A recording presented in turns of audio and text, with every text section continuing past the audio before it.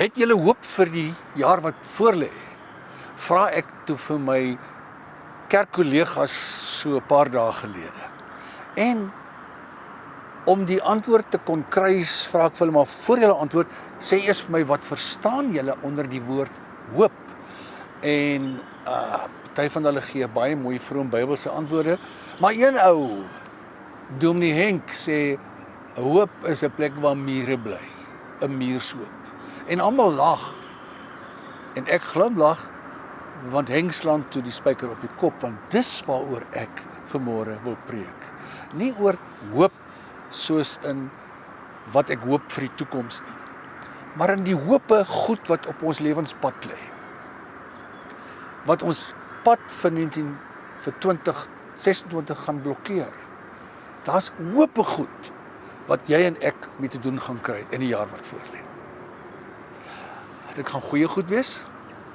Jy gaan hoope uitdagings kry en verrassings kry, en jy gaan hoope take kry wat jy met sukses gaan afhandel, maar jy gaan ook hoope probleme kry, hoope frustrasies, hoope kopsere, hoope mislukkings, selfs hoope pyn wat voor jou lê. Hoe gaan jy daai hoope wat jou lewenspad versper hanteer? Hemelse Vader, ons wil vanmôre uit u woord leiding soek vir die hanteer van dit wat op ons lewenspad kom. Ons weet dat ons graag goeie goed wil hê, maar ons weet nog meer dat dit nie altyd moontlik is nie, en dat die lewe bestaan uit sout en suur, soet en bitter. Wil u vir ons help om ook vanmôre uit u woord te kan verstaan hoe u wil hê ons daarna moet kyk en ons dit moet hanteer en hoe ons daarin wil ondersteun. Ons vra dit in Jesus se naam. Amen. Soos ek gesê het, die lewe is vol probleme, uitdagings. Hoe gaan ek dit hanteer? Veral die slegte goed, hoe gaan ek dit hanteer? Jare gelede was ek op 'n werkwinkel vir coaching. Dis nou om 'n lewensgids te wees, mense te help om die uitdagings van die lewe beter te hanteer. En op die kursus was daar 'n ou met die naam van Greg. En Greg het baie probleme gehad. Hy was skatryk, maar hy het net probleme op probleme op probleme gesien en gehad.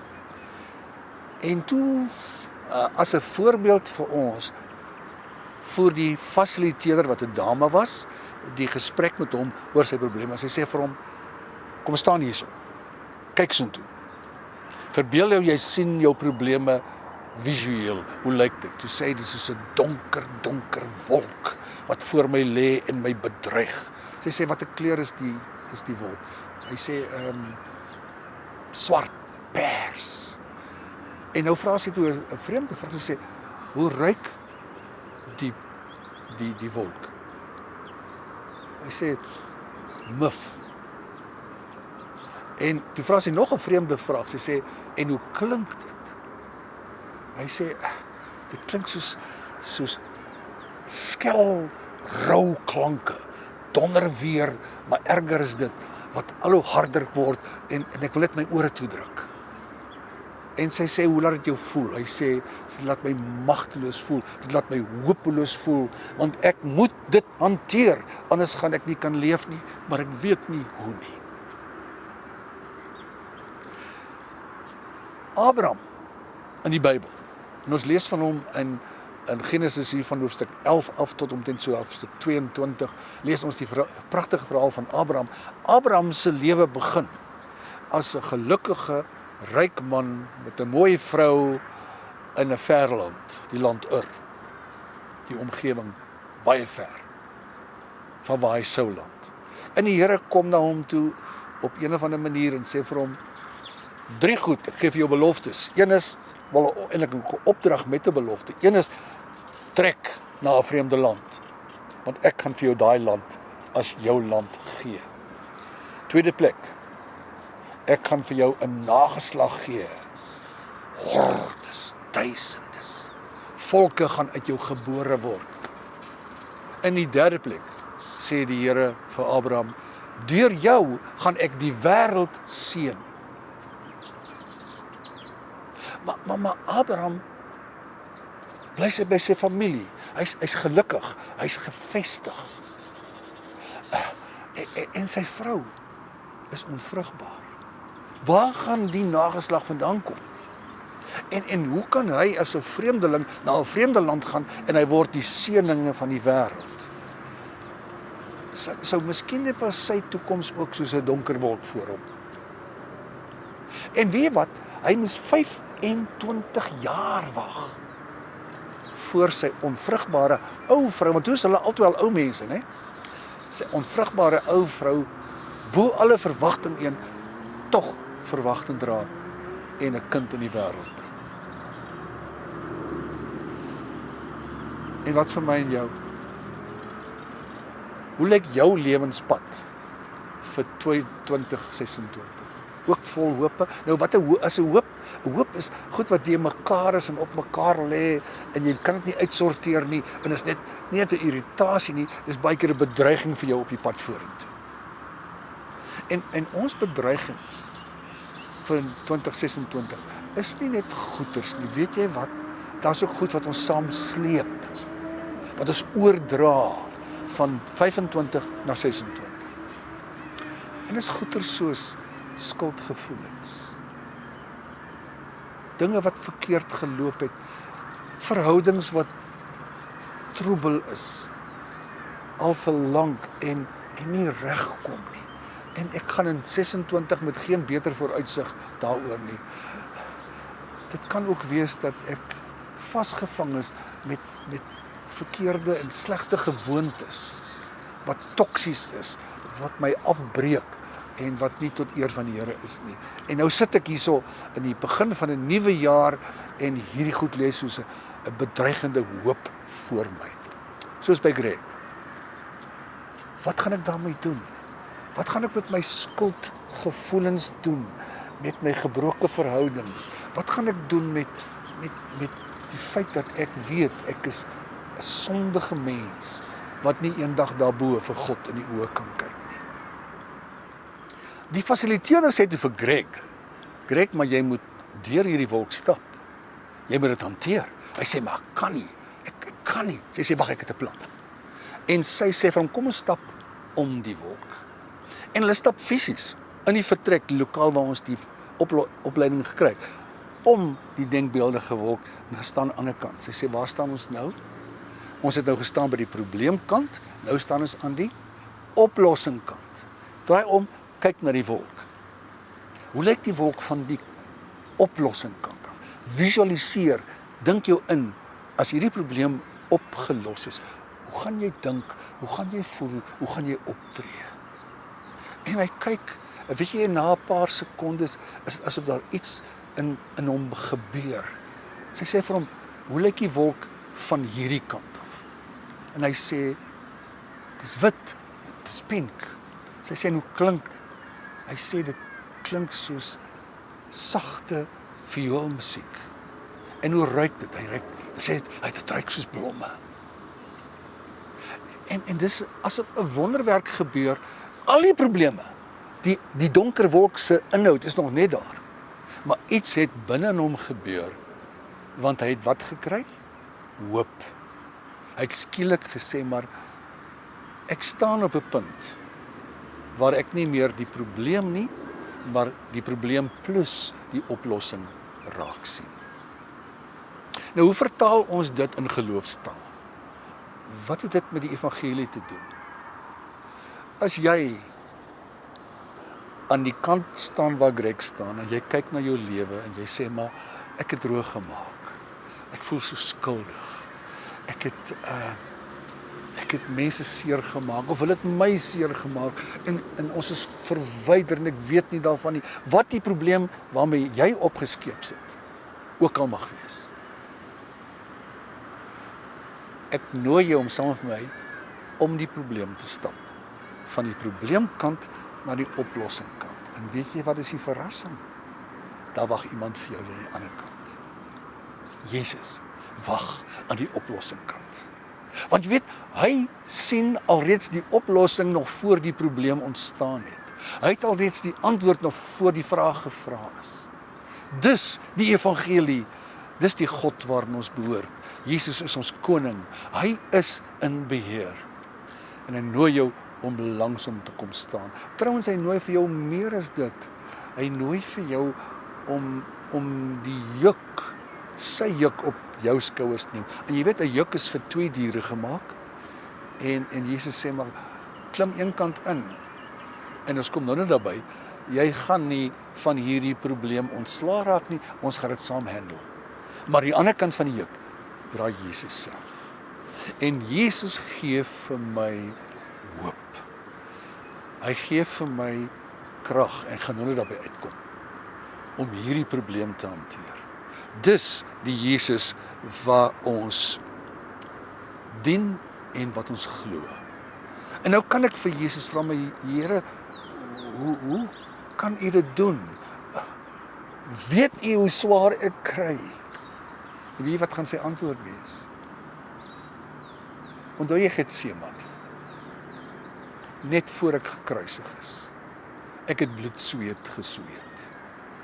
Ek het gepleit by my Vader, dat hierdie bitter beker van lyding, tog net asseblief by my verbygaan. Kan hierdie donker wolk nie net verdwyn nie? En die Here het gesê, nee, jy moet daardeur. Jesus sê vir my, ek het nie omgestap nie, ek het deurgestap, vir jou en vir my. Ek is die oplossing, want ek het my lewe gegee, sodat jy hoop kan hê. Dis die evangelie van Jesus Christus. As ons in Hebreërs hoofstuk 6, vers 19 kyk, ek wil vir jou vers 18 ook lees, dan staan daar 'n baie interessante ding. Ek het vir jou gesê, Abraham se storie staan in Genesis hoofstuk 11 en verder, maar Hebreërs praat ook van die ek wil amper sê die evangelie van Abraham. En hy vertel die storie, en dan kom hy by 'n punt uit waar hy in Hebreërs 6 vers 18 sê, God waarborg met 'n eed, dat hy sy woord gestand sal doen. En ons, wat ons toevlug tot hom geneem het, ons het 'n kragtige aansporing om vas te hou aan die hoop wat vir ons weggelê is. Hoor jy wat hier staan? Ons wat ons toevlug, wat gevlug het na Jesus toe. Want as jy alleen jou eie probleme wil hanteer, wil ek vir jou sê, jy is in die moeilikheid. Ek is in die moeilikheid. Maar as ons na Jesus vlug, die een wat die oplossing is, nie net het nie, dan kry ons hoop. En dan sê vers 19, hierdie hoop besit ons as 'n veilige en onbeweeglike lewensanker wat agter die voorhangsel vas is.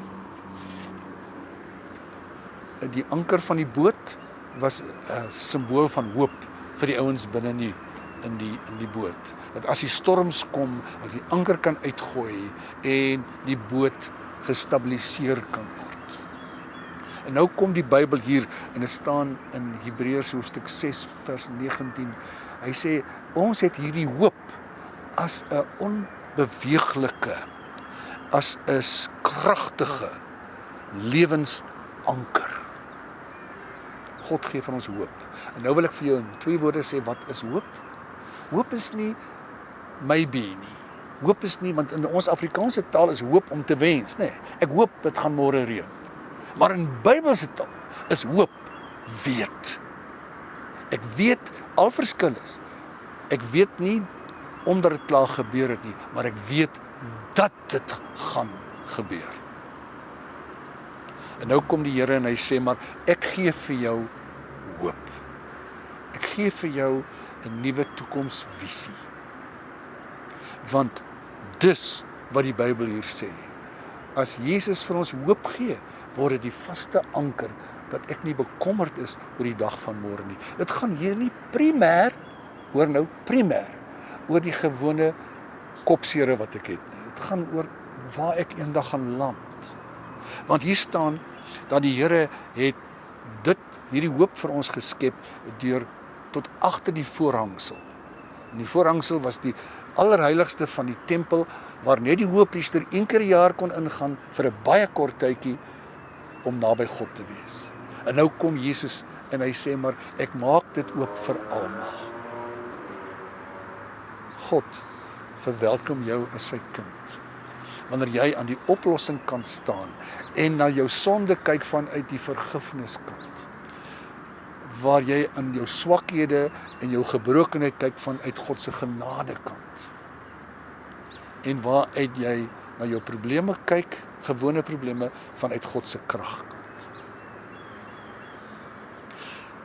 Die fasiliteerder sê toe vir Greg, jy moet teruggaan. Sal ons weer omstap?